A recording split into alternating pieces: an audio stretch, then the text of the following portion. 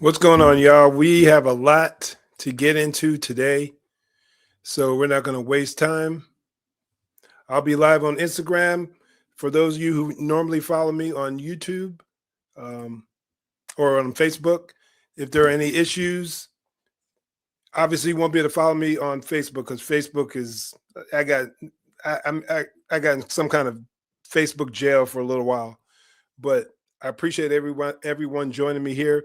We have a lot to cover today, so we're not going to waste a whole lot of time. We're going to get to the bottom of exactly what went down in Minneapolis, Minnesota, with the Rene Good shooting. We're going to show a ton of content, a ton of videos, and I think when it's all said and done, everyone's going to walk away at least with a fuller knowledge. Now, your opinion may not change one way or another. I can't do nothing about that.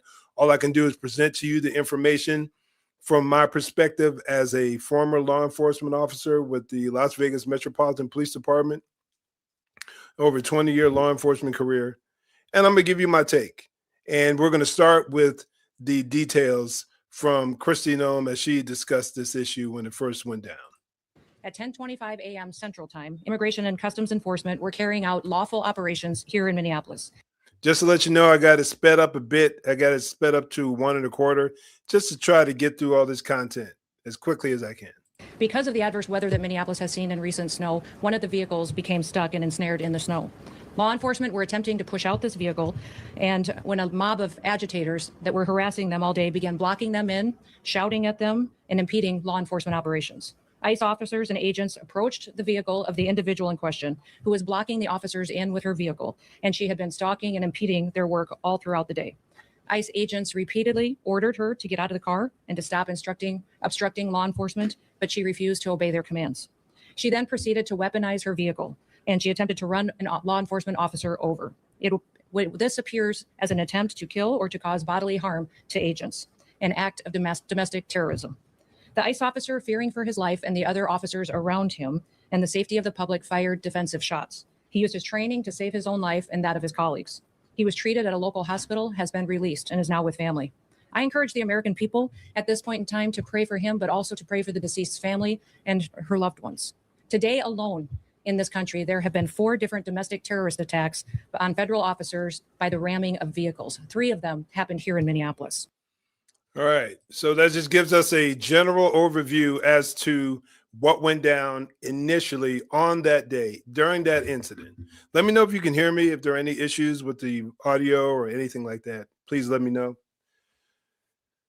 One thing she pointed out was that there had been, on that day alone, there had been 4 incidents, I believe she said, across the country. 3 of them took place in Minnesota on that very day where the shooting took place.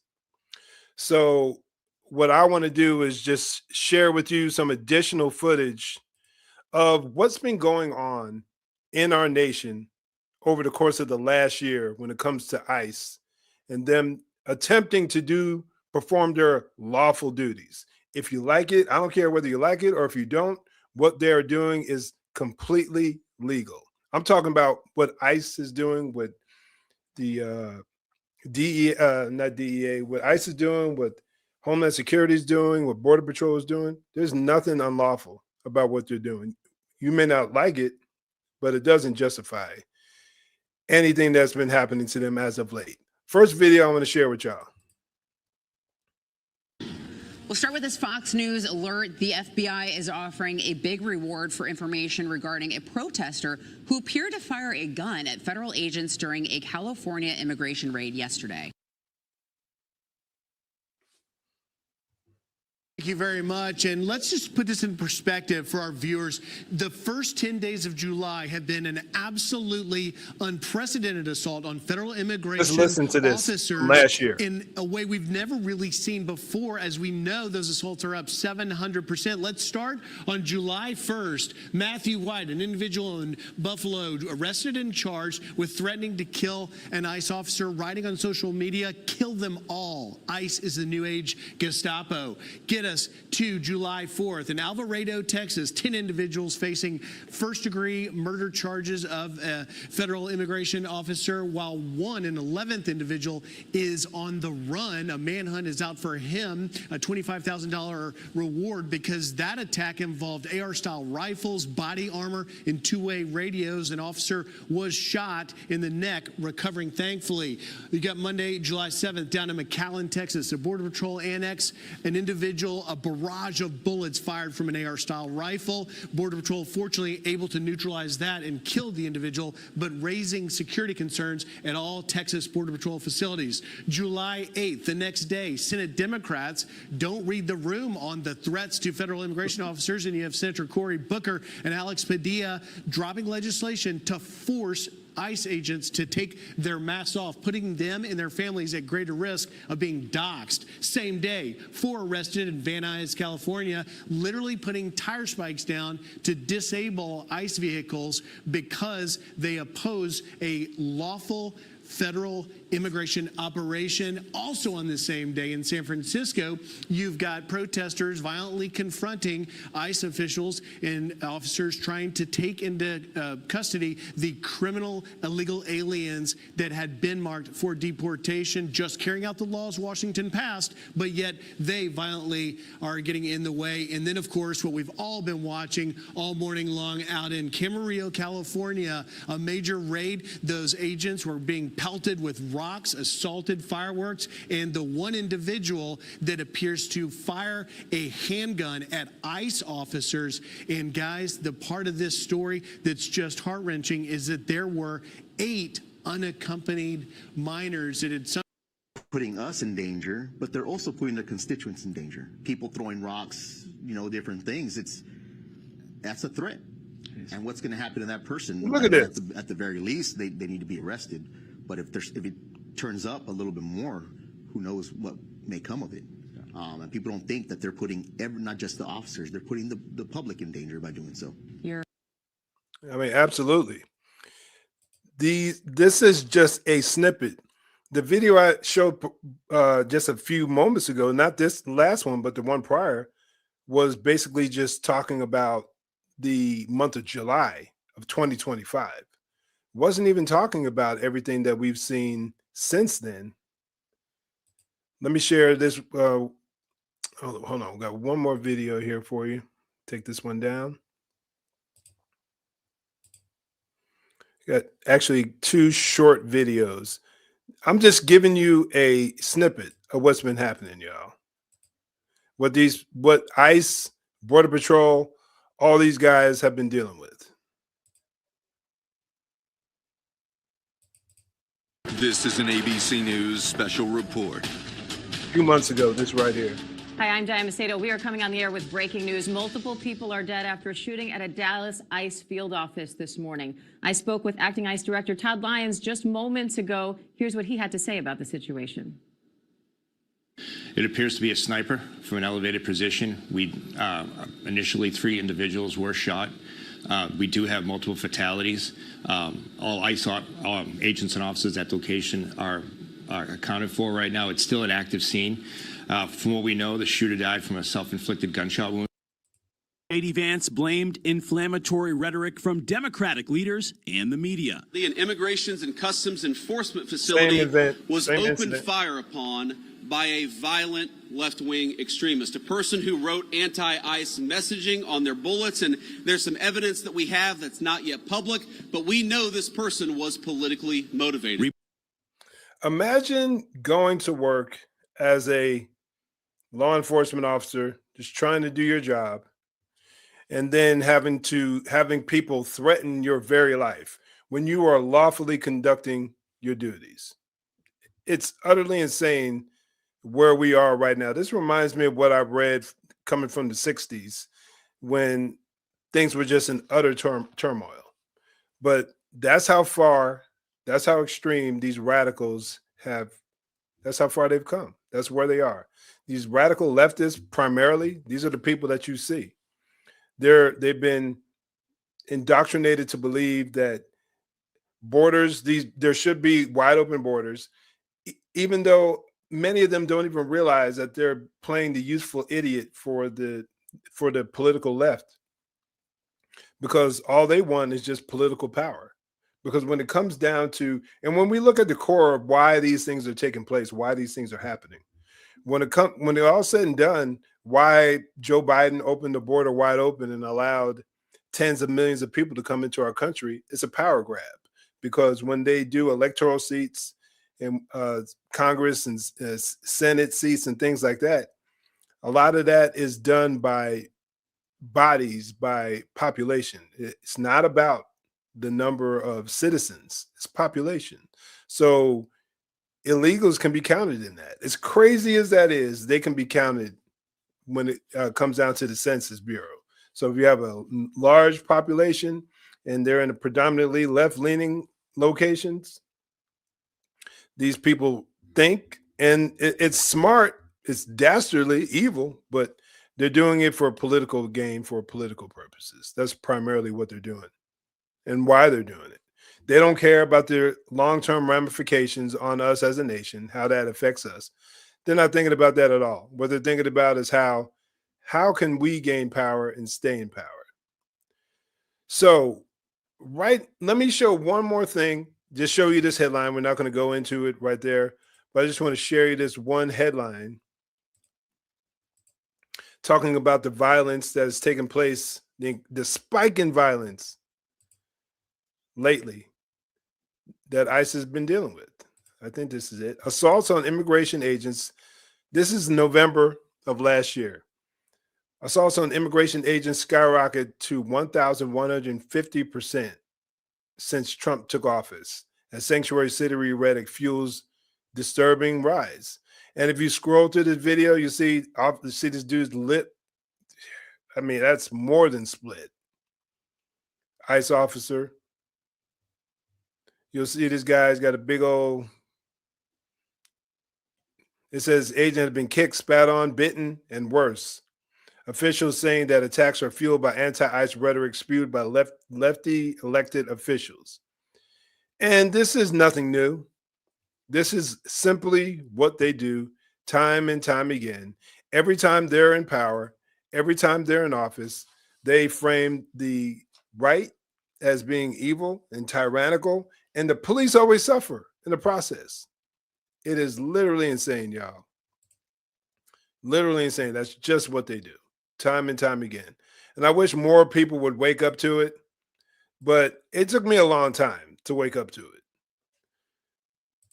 But by the grace of God, I did. Now let's move on here. I'm setting the groundwork as I kind of present and talk about what ultimately ended up happening. So what we know is on July 7th that I keep getting her, I don't know why I keep saying Erin, Rene Good was basically seeking to impede the traffic, it looks like.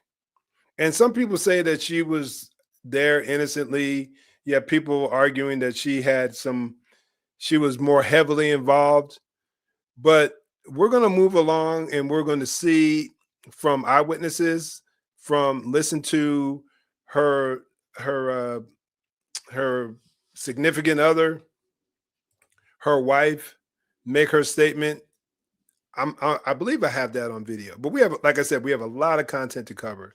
So I'm going to do my best not to waste your time. Let me share this video here with you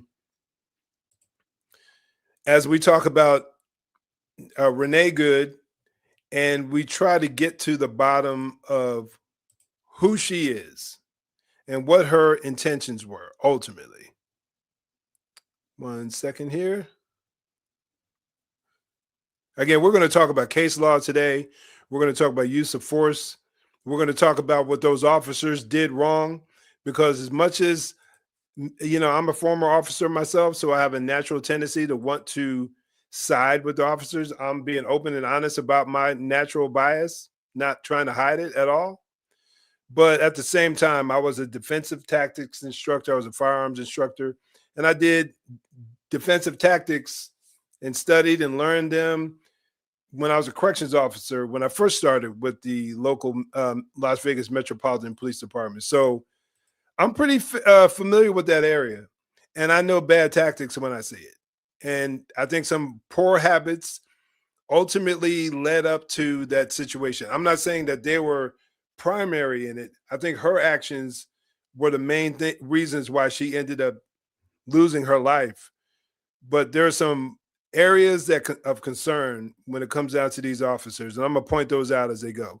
But here we have a video of a gentleman that I follow on Instagram, Joe Pags, who's going to go into more detail as to who Rene Good actually was. Check this out. You've heard her name all day. Who was Rene Good?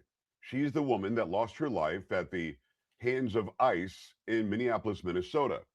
Now, if you go by the media outlets, what the media outlets are saying, the legacy media, even right there in Minneapolis, St. Paul, because they're all in the bag for the left, she was a mother of three, an award-winning poet, and a wife. She'd moved there recently from Missouri. Just basically a woman minding her own business who ended up dying because of ICE. And we'll soon see she wasn't simply there minding her own business. Again, stay tuned because shortly I'll be showing you the latest body cam footage. You do not want to miss that. In reality, she was a member of a radical leftist group that was tracking ICE. I'm going to read it right from Grok.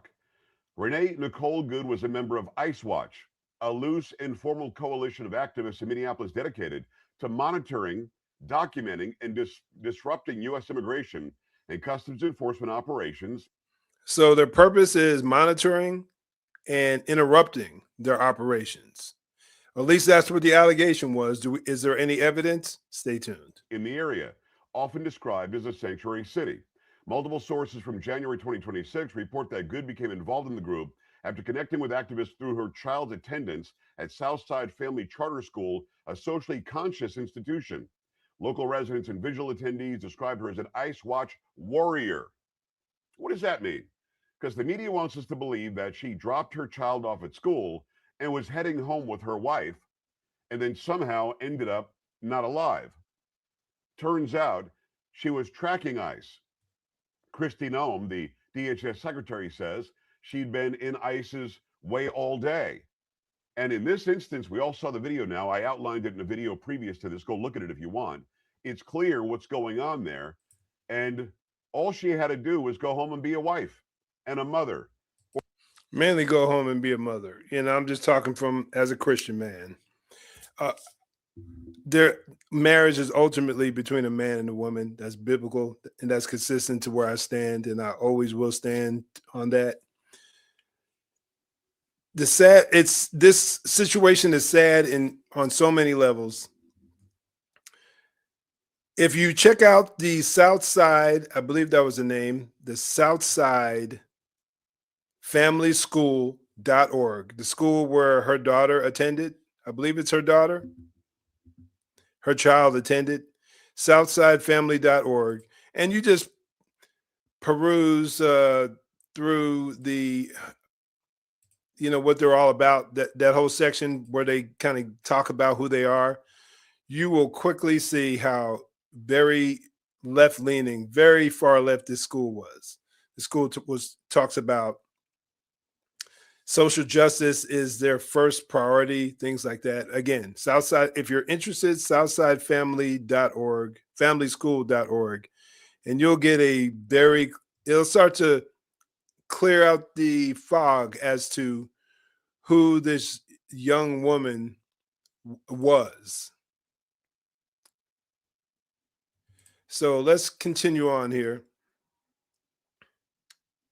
Again, we heard from Kristi Noem, who was talking about the reason, what she had been doing, harassing officers, following them, interfering in their, remember, lawfully conducted operations. You may not like it, but that's just the reality of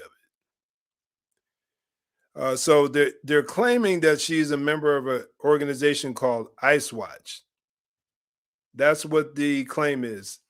So but for the sake of time, the Fox News, the New York Post, the Post Millennial websites, they all talk about her ties to this organization called ICE Watch, and they basically all break it down and explain them as being basically who they are. They're some of those groups.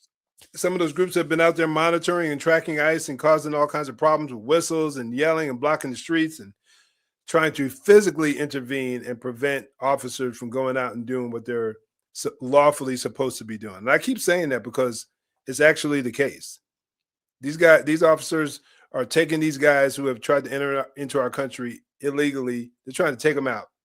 And when I say take them out, they're trying to take them out of this country and send them where they came from. And it's crazy because Trump even said, if you self-deport, you still have an opportunity to come back eventually if you do it the right way. All right, so I showed you the video there of Joe Pags talking. Now let's we're going to start watching some of the video footage. And I promised you guys that I would show you what actually the latest footage. This is, to me, it basically shows that the officer's use of deadly force was completely justified. But I'm going to continue to make my case as this video goes on. Not only am I going to show you this video right here, but we're going to go into all of the different perspectives, or most of them that I could find, of what went down, how she turned in the direction of the officer, how she put him in danger primarily she put him in danger by her extremely poor decision-making. Now, do I believe that she had the intention of killing or hurting that officer? I honestly can't say. I don't know, because I don't know her heart. But what I do know is that her actions were reckless and careless. And she's the primary cause for what ultimately ended up happening to her. And again, as I mentioned, we'll talk about use of force, and I'll get into my personal critique of the officers. But let's get to this new body cam footage. As far as I know, it just came out today. Check this out.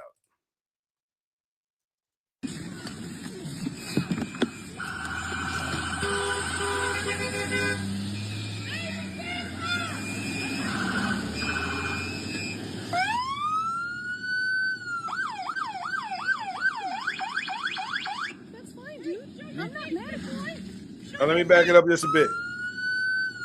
That's actually in the driver's seat. Obviously, that's Rene. That's fine, dude. I'm not mad at you. Show your face. I'm not mad at you. That's okay. We don't change our plates every morning, just so you know. It'll be the same plate when you come talk to us later. That's fine. U.S. citizen, former fucking sniper. You want to come at us? You want to come at us? I say go get yourself some lunch, big boy. Go ahead. Out of the car. Get out. Okay, we're going to watch it again because I want you to get the full picture. But you see, very antagonistic. This is her wife and her partner, I'll say, basically egging the officer on. You want some of this? You better pack a lunch, big boy. And granted, this officer, this is where my critique of the officer starts. He's walking around with a hostile environment around him with his phone, recording what's going on, walking a complete 360, what it seems to be, or close to it, around the vehicle. With her still in the driver's seat. That's just stupid. That's just being careless. So to some degree, his actions definitely did not help this situation. They did not. But it seems to be that they are the ones who are primarily being antagonistic. So let me back up just a little more and let it flow. I'm not mad at you. Show your face. I'm not mad at you. That's okay. We don't change our plates every morning, just so you know. It'll be the same plate when you come talk to us later. That's fine. U.S. citizen, former fucking sniper. You want to come at us? You want to come at us? I say go get yourself some lunch, big boy. Go ahead. Out of the car. Get out of the fucking car. Get out of the car.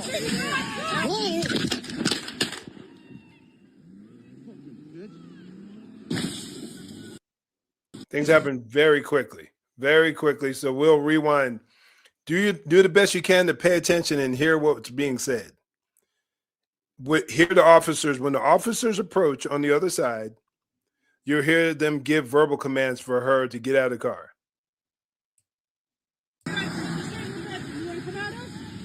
You want to come at us? I say go get yourself some lunch, big boy. Go ahead. Out of the car. Get out of the fucking car.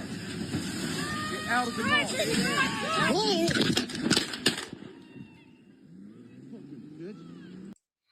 Everything happens very quickly. But what it sounded like to me was that her partner told her to drive, like get away. That's what it sounds like to me. I'm not, don't quote me on that 100%. Let me know what your thoughts are on that. But it seems like she told her to flee. So, and then there's other footage. I didn't bring it up today, but if you look for it, her partner is crying and saying it's all my fault. Saying I told her to come down here. This is all my fault. And that's like what they call an excited, I think that's what ecstatic or excited utterance in law enforcement. She made a statement under like just in a highly emotional state, and something like that is relevant. It could be admissible in court potentially. So we'll see if they're paying attention to, and I'm sure the prosecution or the defense, or if they try to have some type of a lawsuit, which I'm sure will come, at least on a civil level. If not, I don't think a criminal case is gonna fly in this situation at all. And if you don't understand that, as we progress in this whole video and we start breaking down the case law associated with when it comes to an officer using force, I think it'll make it that much more clear. So let me back up just a quick second, a few seconds, and we'll play it again. Get out of the fucking car. Get out of the car.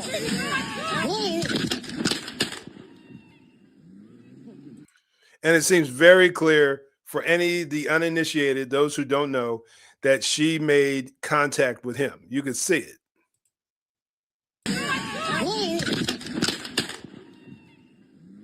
Very clear. It's tragic, sucks, but in my honest opinion, you have to be smarter than that.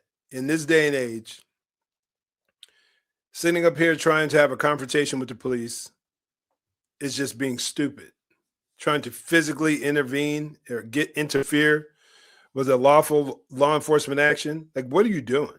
Like, you're literally asking for problems. And sadly, that's exactly what she got. So as we continue on, we're going to talk a little bit more about, what am I going to pull up here next? Okay. As they were talking about, as you can see, she wasn't just some innocent bystander who got caught up in the mix and got emotional. There's a lot more going on there. Clearly, they were antagonistic with law enforcement. So I'm going to share this next video where a witness is basically explaining what she saw. And she did a later interview on CNN, and she kind of cleaned it up, but this is the first one that was done. I think she got caught in the heat of the moment and didn't really realize what she was saying. I think this is it. Yep.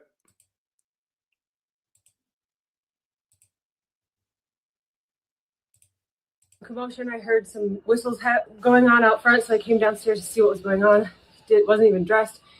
And there was a car, the Honda Pilot that's crashed over there now. There's a car blocking the 2 lanes of Portland traffic.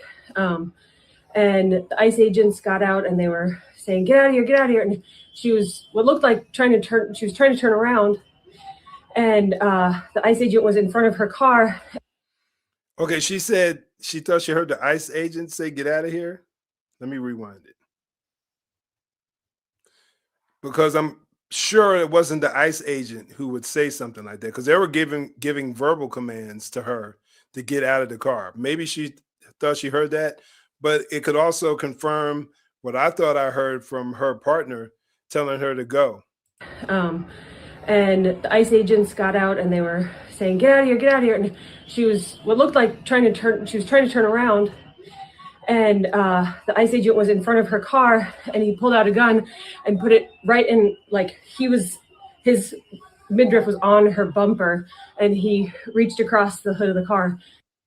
Now listen to the details she's given. Like, he was right there. She saw that the vehicle had made contact with him, like right at his waistline. And there are a lot of other arguments people are making. Some people are saying, why did he shoot? I heard Stephen A. Smith talked about shooting out the tire. And this is what bugs me with general commentary. I know everybody dips into topics that they're passionate about or that are more public. But when it comes down to policing and uses of force, I really wish the uneducated, and I don't mean that in a mocking or belittling way, but people that just aren't knowledgeable on that topic, I really wish they would leave it alone and stop talking about it, because they really have no idea what they're talking about. And I'm going to prove that, because I'm going to show you some pursuit footage that's going to dispel all of that. And then I had someone else tell me that he shouldn't have been afraid of a vehicle moving 5 miles an hour. And I'm going to address that issue as well. But again, let's continue on here. And shot her in the face like 3-4 times. And then she must have just stepped on the gas. She stepped on the gas immediately, maybe got like 100 feet or so, and ran into the telephone pole and some cars, and then was slumped over in her car. And you could see she was probably gone. And there was a medic. There was a neighbor who's a physician who was yelling, "Can I please check the pulse?" There was no first responders. There were 0 first responders. They left her in her car, slumped over for 10-15 minutes, blocking us all. And eventually EMS got here, and they wouldn't let the bus in, so it was just the EMS workers. And just as an aside, the reason they could have done that, you see the hostilities that these guys have been having to deal with as of late.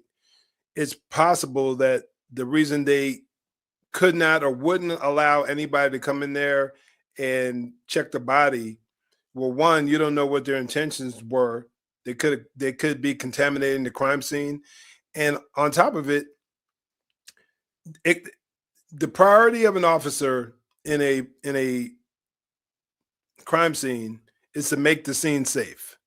And if you have 10, 15, 20, and I'm just guessing here, this is pure speculation, but considering everything that we've seen in recent weeks and months, I don't think I'm too far off. Considering all of that, it would be easy to understand that these officers wanted to maintain security and protect themselves, and that unfortunately taking care of her, doing CPR and first aid on her, or trying to patch up some wounds or whatever, would be a low priority, because you never know what could happen. While you're focused on trying to treat her, if you don't have enough manpower, God only knows what somebody might try to do. Somebody could come up at you and shoot you, throw something on you, throw something at you, a brick, a rock.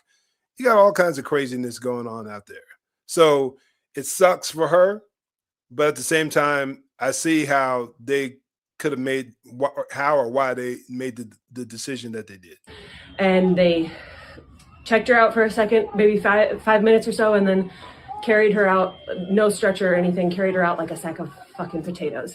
Can you describe a little bit about what this woman looked like? Was there anyone else in the car with her? Did you know if she was the target? I don't know if she was a target. They clearly wanted her out of there because she was the main car leading the protest. Make sure you're paying attention to that. She was the main car doing what? There because she was the main car leading the protest, is my understanding. I talked to another guy who was driving behind her, but she was very successful in blocking traffic. She was doing what she was set out to do, and so they wanted to get her the hell out of there. So she's intervening. She's blocking traffic. This is just a witness who goes on CNN and kind of cleans up her story a bit. But this is just her. You can tell she's still emotional, obviously, and understandably from what she saw. But she's really pouring her heart out and just being straight up and being honest.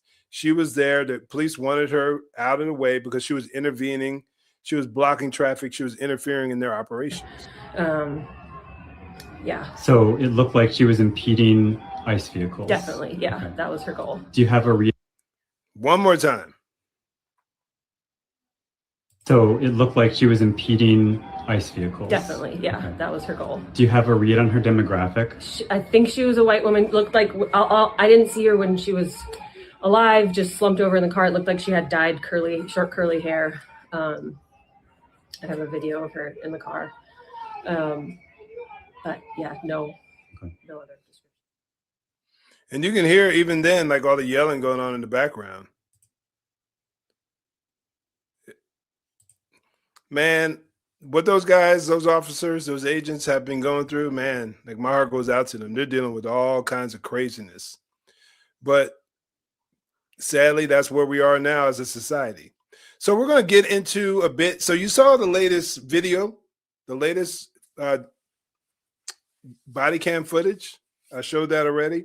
We're going to show some more, but let's talk a little bit about a use of force and why an officer, and when can an officer use force? When is it justified? I really want y'all to really, if you don't get anything that I talk about today in this video, if you don't grasp anything, if nothing sinks in, do everything you can to pay attention over these next few minutes. Probably about 4 minutes total. I got a couple of videos because they're like 2 primary case laws that I want y'all to really get an understanding of, because so much falls on this. Time and time again, we see police shootings, police uses of force, and people ask questions, or they complain, or they argue, or they say it's lawful or not. If you don't understand these principles, you will probably get it wrong time and time again. Okay? So which one do I want to show first here? Let's show Graham versus Connor here. Short video, maybe 2 minutes long, but it'll be very helpful to you. 353. Back it up a bit.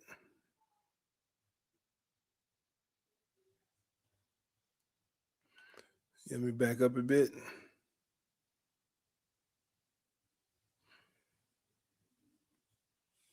Oh, I'm sorry. There we go.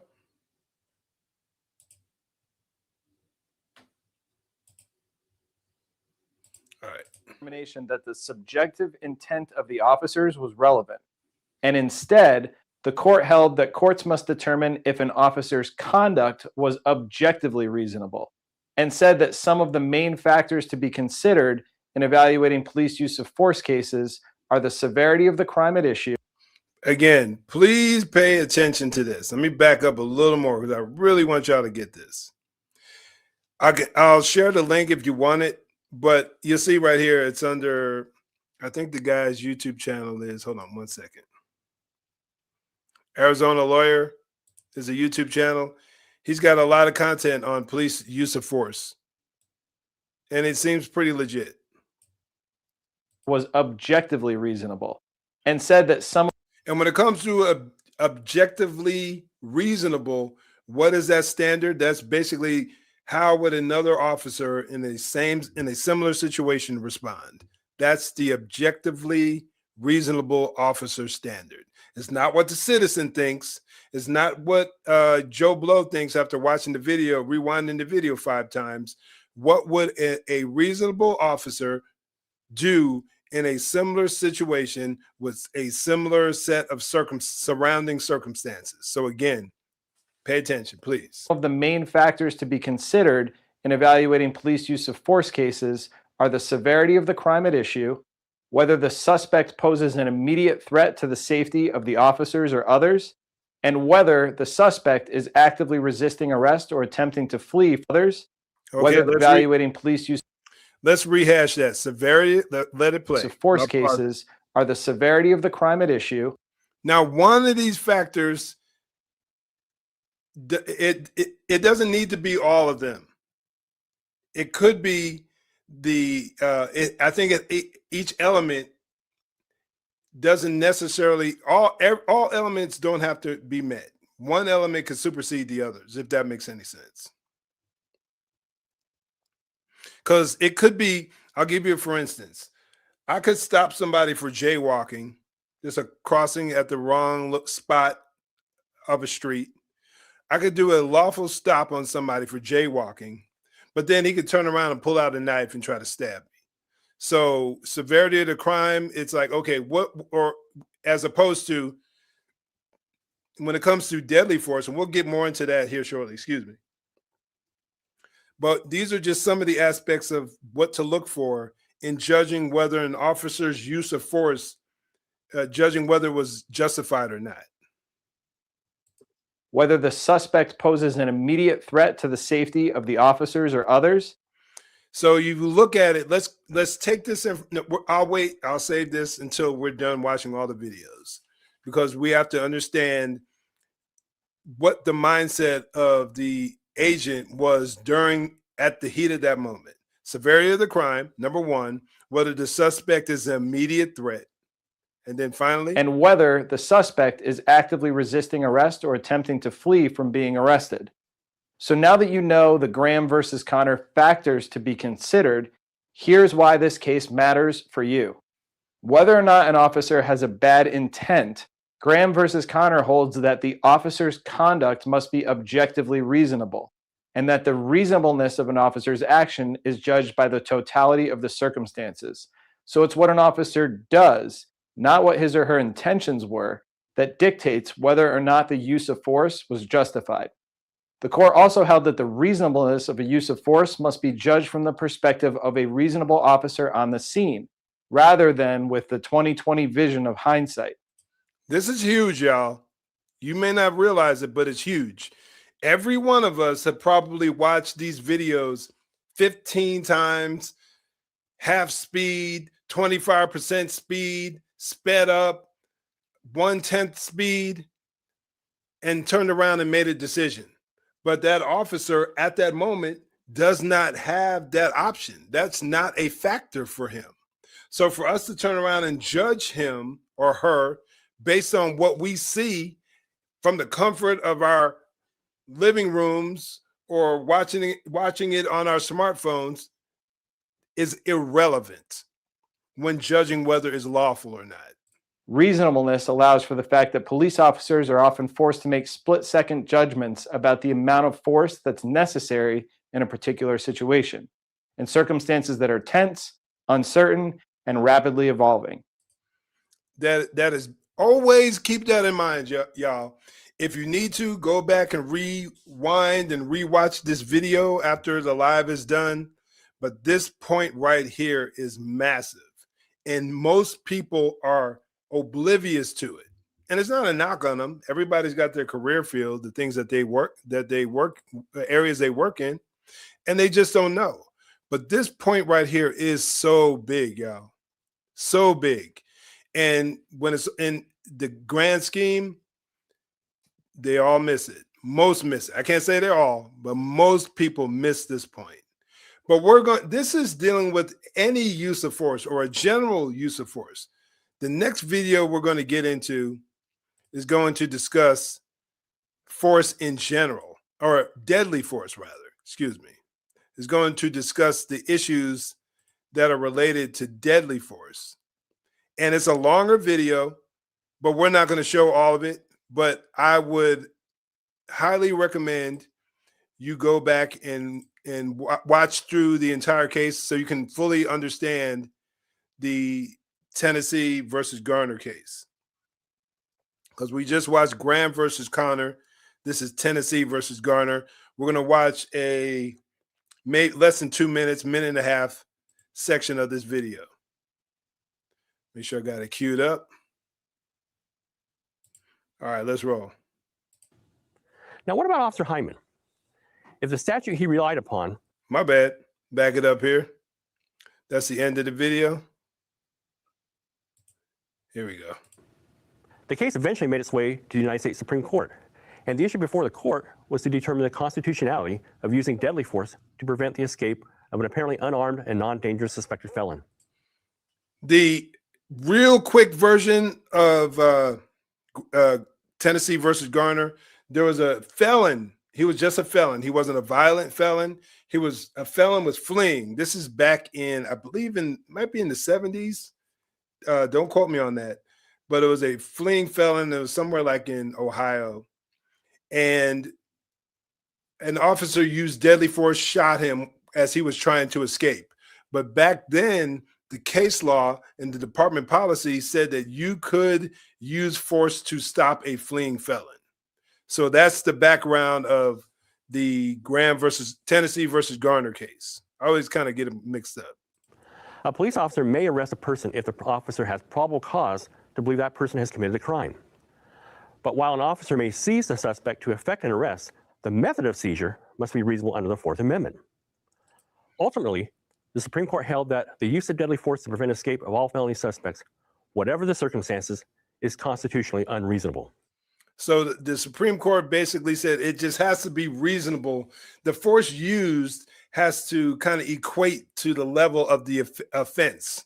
So you have a guy who stole a stack of cash, didn't push anybody down or didn't threaten anybody, didn't have a gun.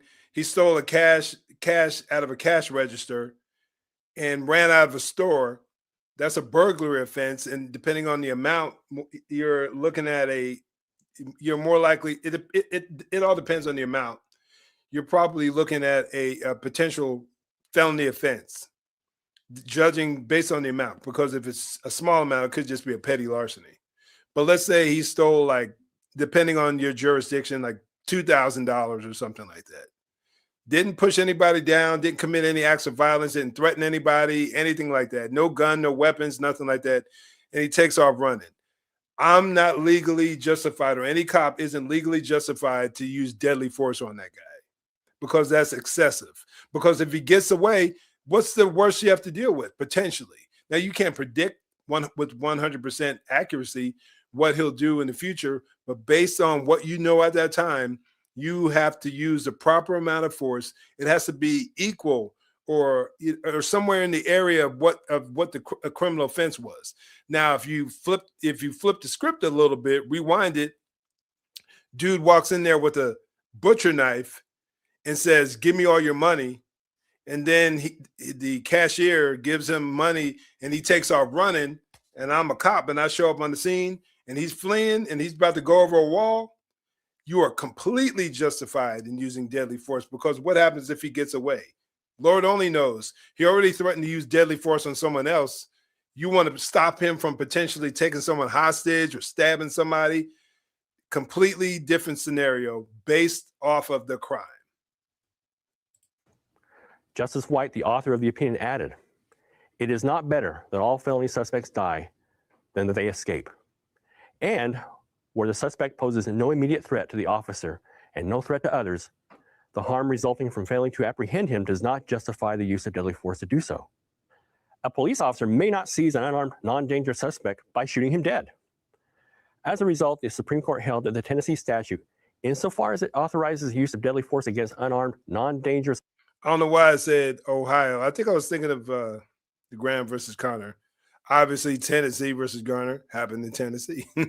fleeing suspects was unconstitutional.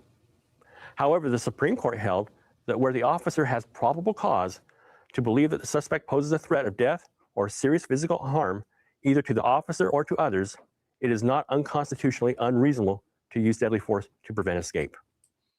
I hope that makes a whole lot of sense. Hopefully my little additional commentary helped clarify a few things, but I think that's pretty simple for the average person to really be able to get a hold of and understand.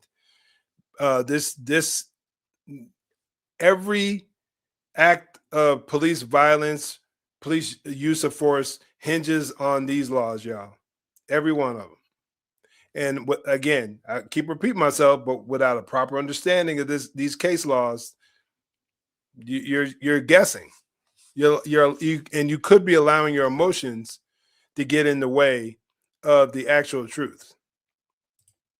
So they reference, I think they referenced it in Graham versus Connor. I'm sure they mentioned it too here in Tennessee versus Garner, but they made a reference to the totality of the circumstances, what the officer knew.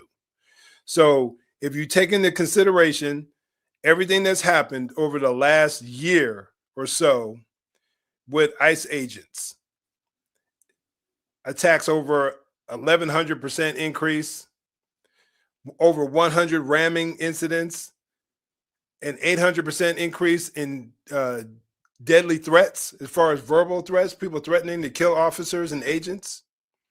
And not to mention and I haven't confirmed this 100% yet, but it's been going around. I think it's accurate, but again, don't quote me on this, but I'm going to share another video with y'all when it comes down to the officer who was involved in the shooting, the one who actually shot.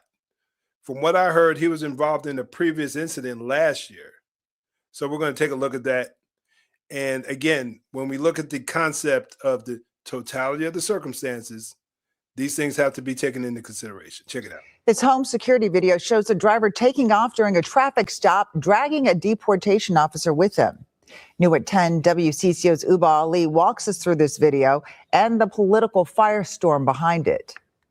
What began as a planned federal immigration arrest took a violent turn in this quiet Bloomington neighborhood. And it was all caught on camera. According to a federal complaint, agents were executing a warrant for 39-year-old Roberto Carlos Munoz. They say Munoz entered the country unlawfully, and he also pled guilty to fourth-degree criminal sexual conduct back in 2023 for abusing a minor. Tuesday. Man, what is up with these dudes coming into our country, all these SA offenders? And man, I'm telling you, people get offended, people get bothered by it, but not all cultures are the same, y'all. You remember the situation back in the day, not back in the day, might have been 9-10 years ago, when that one Christian brother went to, I think it was anyway, he went to this island where these people had been completely detached from the world, and they kind of did their own thing. He went there because he wanted to share the gospel with them, and they ended up killing him. And all these lefties and atheists were like, oh, he should have left him alone. You know, he should never went over there in the first place. But then I'm sure many of them also think that we shouldn't have borders and that people should be allowed to come here and do whatever they want to do. I say all that to say it's just a reminder that not every culture is the same. Now, I'm not saying that every culture is going to try to kill everybody, but some groups, some origins, some people, individuals don't think the way we think here in the United States. That's just a reality. Ain't nothing racist about that. That's fact. And we can turn around, we can sit around and act like everybody's equal. We're all equal in the sight of God, all fellow image bearers of God. There's no doubt about that. But, you know, there have been cultures throughout world history. Some are more violent and more barbaric than others. That's just a reality. Morning, agents pulled him over. Court documents say he repeatedly refused to comply before a federal agent took out his spring-loaded window punch with his right hand and broke the driver's side rear window. These images show the officer's hand in the vehicle. In this video, you can see the driver take off with the agent hanging from the car. Now, when I talk about critiquing the officer, this is another situation where I'm critiquing. Personally, if I have the manpower, if I have the vehicle, and we know we got the guy, I'm not going to sit up there and try to reach in there and while he's in control of a vehicle and try to get a hold of him. I'm not going to do that. I'm going to order, especially you're dealing with a sex offender. I'm not going to be reaching in the vehicle and try to yank him out. I can't say that there haven't been times where I've snatched somebody out of the vehicle, but it wasn't a time where they were in physical control and the vehicle was still in operation. And I'm not going to do that. I'm not going to smash through a window and then try to grab the dude until a point to where I'm hanging on and he's taking off. I ain't doing that. I'm going to hold you at gunpoint, and considering the, again, totality of the circumstances, the probable cause surrounding the case. Yeah. And then the fact that you are a SA offender, I think there's a good chance you might be able to articulate a use of deadly force. There's a good possibility. Good possibility. but I'm not going to sit up there and try to hang on for dear life like that. So dude ain't showing the best judgment in my mind, unless there's some fact in this case that I'm missing. And again, I'm trying to be fair and I'm trying to be balanced in my assessment of this situation. And I'm just pointing out that if that's him, not that if it is him or if it isn't him, it doesn't matter as far as the full context of the situation he was in on January 7th.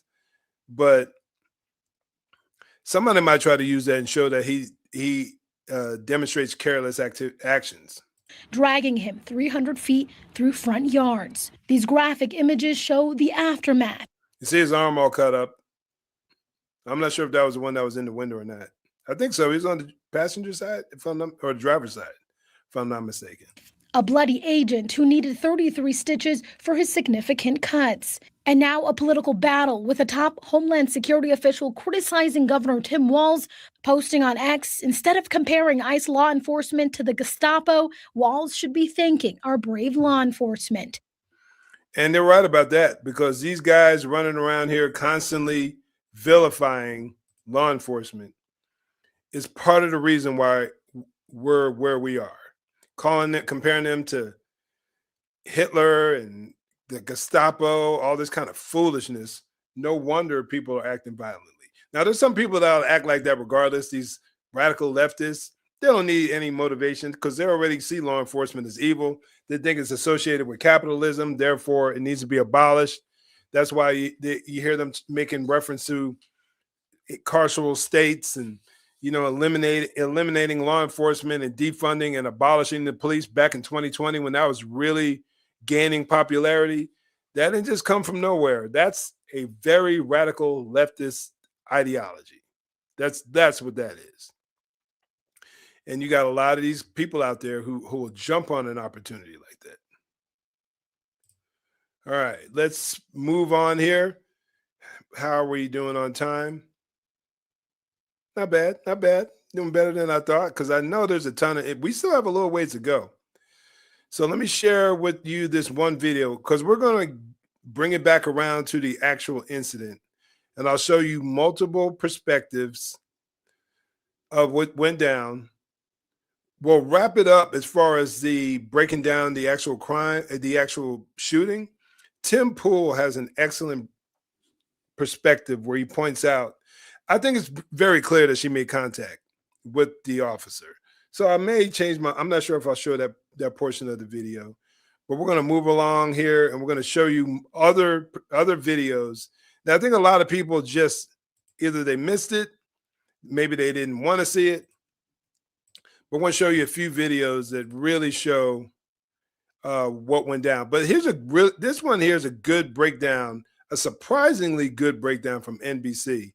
And I am not a fan of the mainstream media at all, because I think I know that many of them have been purposely deceptive or withholding information to frame a narrative to get people to think a certain way in more recent years. They've probably been doing it longer than recent years, but that's when I first started noticing it. But here's a very fair and honest assessment of what they saw. It's only about a minute long. This vehicle was blocking the federal agents right there. That's right, Tom. And a big caveat, we don't know what happened before this, but they're definitely going to look at the fact this is an unmarked vehicle, but the lights are on. These are clearly members of law enforcement. So that's at least known to this driver. Boom. And then we know now that she was there purposely trying to intervene. Especially if it's true that she was a member of ICE Watch. But even if not, lights are on, uniformed officers approaching her, officer who was walking around the vehicle. So there's no question who these dudes were. None whatsoever. Let's play the video because something else happens right here. Those officers approach the vehicle. They try to open the door. Let's stop it here. How will this help the investigators? Whatever is said here, what these officers say, if the driver said anything or not, could really help them understand whether or not they thought there was some sort of an imminent threat. Was this person trying to listen to them? Were they scared? Or is this going to be a problem? And then But again, we know what was said. Before they even got up to the vehicle, they're like, get out of the car, get out of the car. And again, when it comes to tactics, them just walking up to a vehicle, I don't know if I don't know how much they're trained when it comes to police and vehicle stops as ICE agents. I honestly don't know, but they show a total lack of they show a totally careless perspective. Just walking up to a vehicle, especially from a point blank perspective. If she had some real ill intent, she could have easily pulled out a gun and shot both of them dudes and the one that was walking around the vehicle. So I don't know what kind of training they get when it comes down to vehicle stops, but it needs to improve. I'll tell you that right now, because they suck. Because I see this happening. We saw it just in the last video. And of course, what the driver does next, let's play that video. Trying to leave there, one of the officers felt like they were forced to fire, and they do. We want to show another angle, reverse angle of the same incident here. We're going to freeze it. This is that same angle here. And what does this show us, Tom? Well, this appears to show an officer right in front of the vehicle. That, and between the way that the vehicle was moving and the timeline of that, how was the officer responding in that split second going to be critical for investigators. Finally, one more piece of evidence we want to talk about here, and it is the bullet hole in the front of the windshield. What will this tell investigators? Well, you look at this, you look at ballistics, you look at witness statements, you look at other video, all going to be part of this investigation. Excellent job. I'm telling y'all, that was great. That was an excellent job done by NBC. It blows my mind, honestly, because I stopped watching the mainstream news years ago.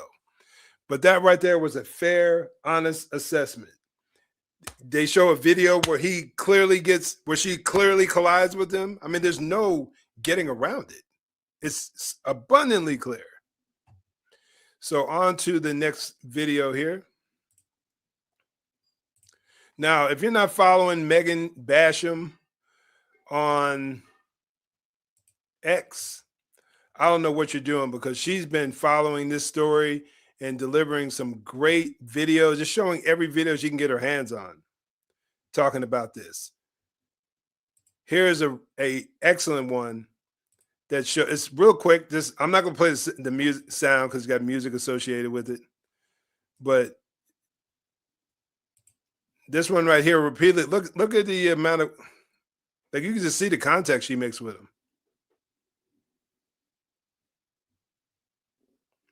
He's trying to move out of the way, but she clearly hits him. Now, again, none of us can predict whether she meant to hit him or not. But at that moment, her intent is irrelevant. She put him in harm's way with a 2,000-ish pound piece of plastic and metal and glass. She put him in harm's way.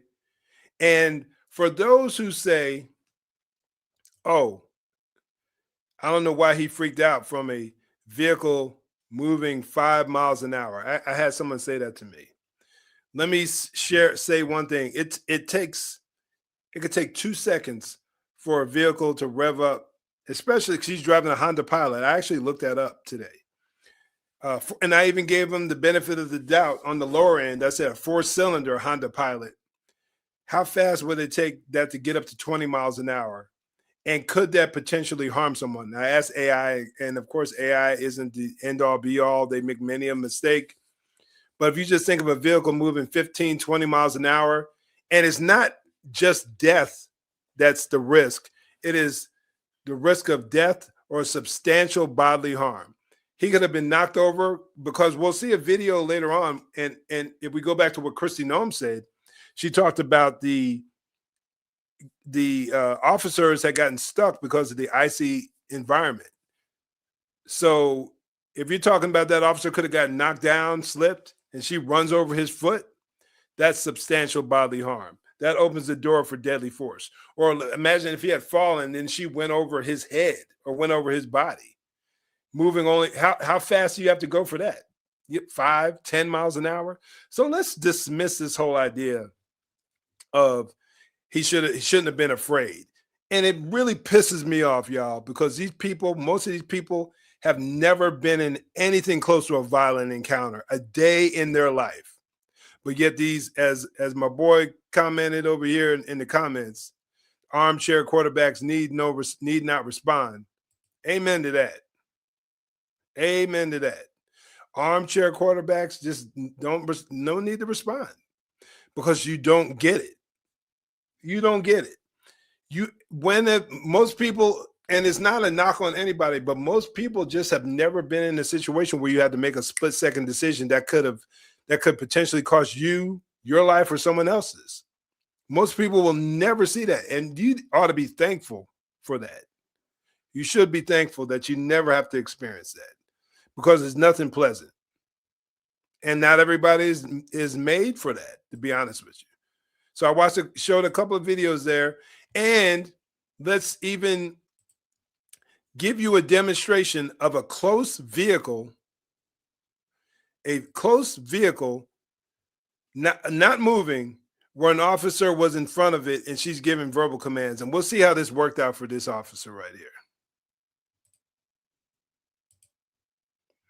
Short video. I'll play it probably a couple times so y'all can get it.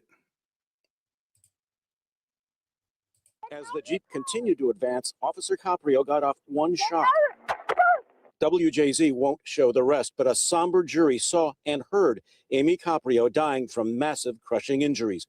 As the Jeep continued to advance, Officer Caprio... Look, the video, if you look at it, the Jeep is barely moving, if at all, initially. And then see what happens. As the Jeep continued to advance, Officer Caprio got off one shot.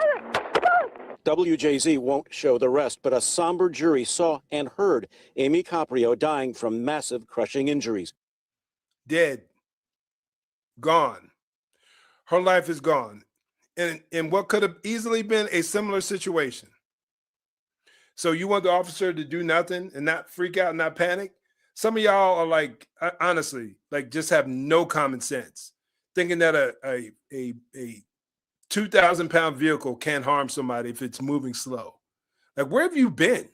Like, what world have you been living in?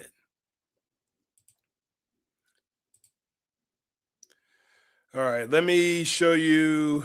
All right, I think I've shown enough here. There's another video on Megan Basham's page where it's a CNN clip and where they talk about what was going on for like the first 4 minutes, what they were doing in that area. I'm not going to show it for the sake of time. I want to start wrapping this up here in the next couple of minutes, and I think I'll be able to do that. But let's share this video right here. Tim Pool gives an assessment. I don't think I necessarily have to go through the whole thing. I'll just show you a portion of it, because I think we made a pretty solid case with the video footage that we showed. Let me see if I can get to the main point he's making.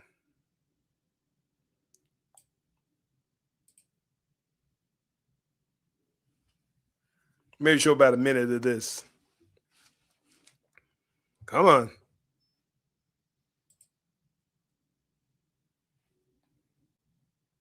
I'll refresh it once. See if it works.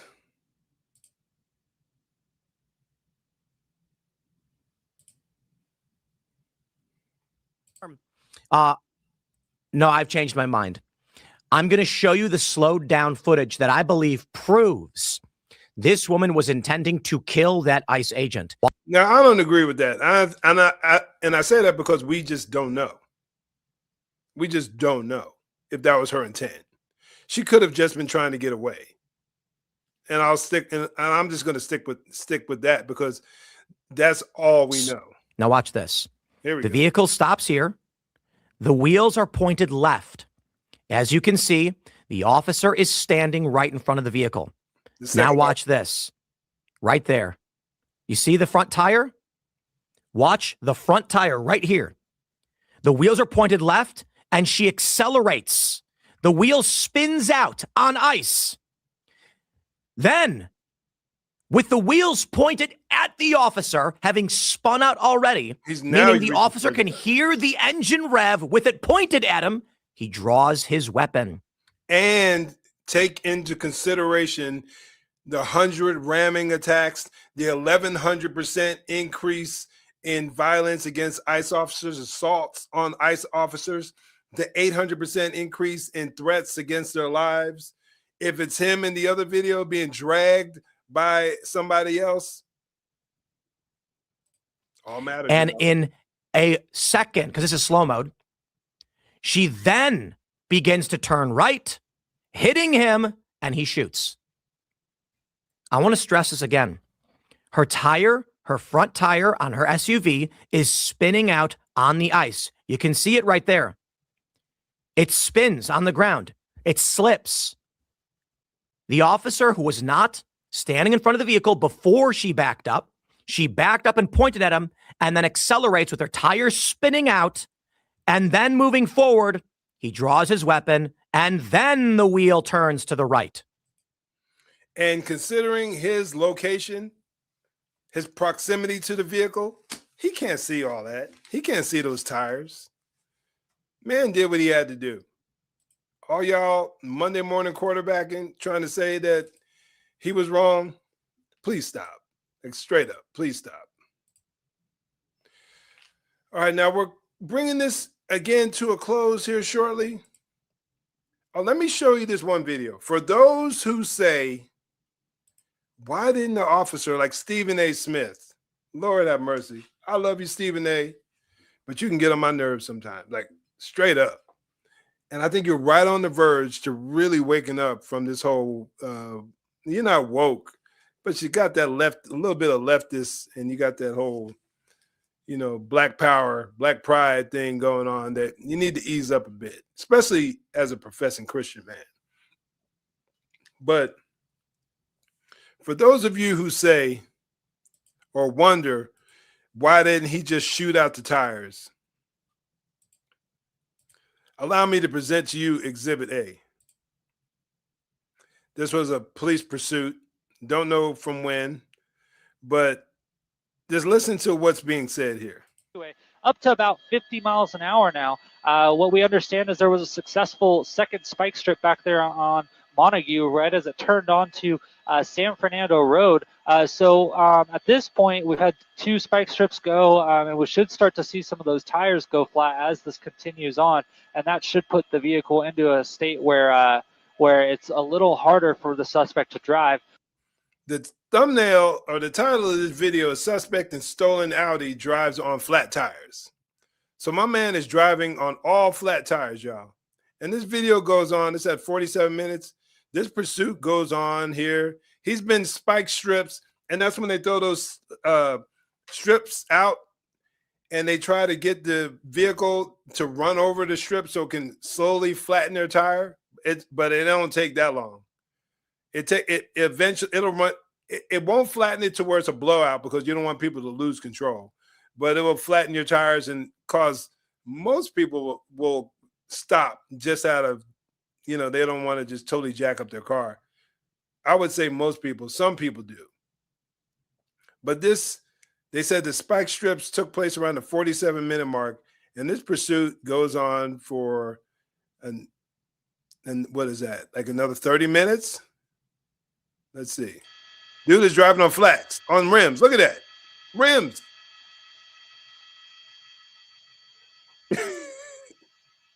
Dude is driving on straight rims, y'all. No tread, no nothing. And he's still trying to get away from the police. And just like that, that pedestrian, that civilian that kind of got involved, walked up to the vehicle, has been detained. All right.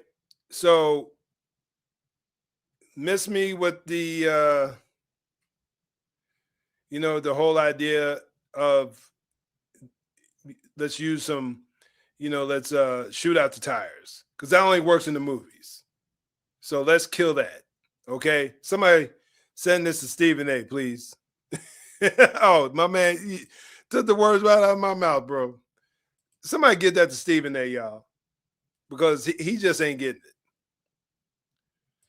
All right, so I got 2 more quick points, y'all. I appreciate y'all for being here, straight up. God bless y'all for sticking with me.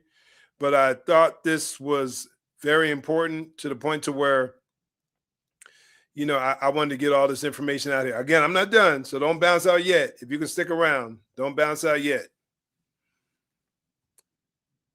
All right. And this right here, I love what this brother here from Chicago had to say, man, it's crazy. Chicago is one of the wokest cities in the country. And a lot of times I feel for these police chiefs. I mean, I feel for them to a degree because they ain't got to stick around that city. When you rise to the point to superintendent or whatever they have as rank in the Chicago PD, you probably can find a job almost anywhere.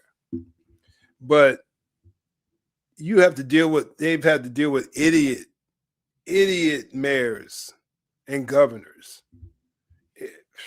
God, I got to keep them brothers in my prayers straight up.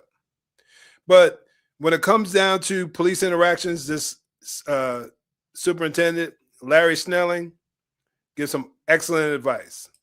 Federal agents, ICE, HSI, are officers. They are agents of law enforcement. If you box them in with vehicles, it is reasonable for them to believe that they are being ambushed. Yep. And that this could end in a deadly situation. And it's reasonable for them to use force based on those conditions. Do not box in any law enforcement officer. You are breaking the law when you do that. Common sense, but. And you are putting yourself in danger. Following law enforcement agents around. The question is why? Yep. What do you plan on doing? It's also reasonable for them to believe that you're eventually going to do harm to them. Especially with everything that they've had to deal with. I don't know what your intentions are. You're following me around. We've been rammed. We've been spit on. We've had rocks thrown at us. We've been shot at. Like, seriously, like you're asking for trouble. And I think to some degree, some of them actually want it. They want to be martyred, I think, for their cause. If you ram any vehicle, especially that one that contains law enforcement agents, and that's any law enforcement, local, state, federal, county,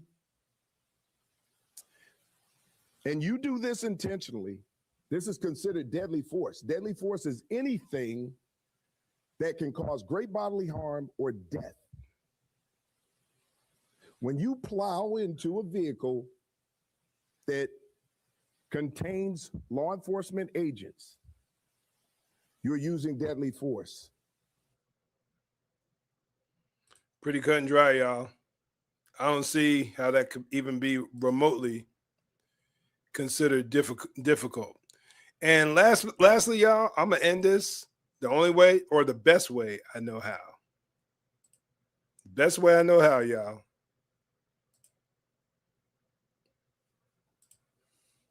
Romans chapter 13, verses 1 through 7.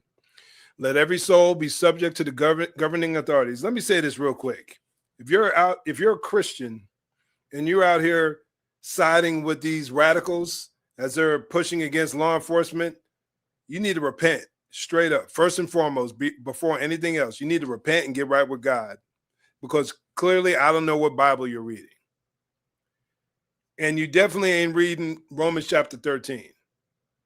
And you probably have some woke ideology interspersed or mixed with your Christianity, and it's morphed into something that's completely ungodly. But let me continue here. Verse 1, let every soul be subject to the governing authorities, for there is no authority except from God, and the authorities that exist are appointed by God. Therefore, whoever resists the authorities resists the ordinance of God. Pay attention, y'all. And those who resist will bring judgment on themselves. For rulers are not a terror to good works, but to evil.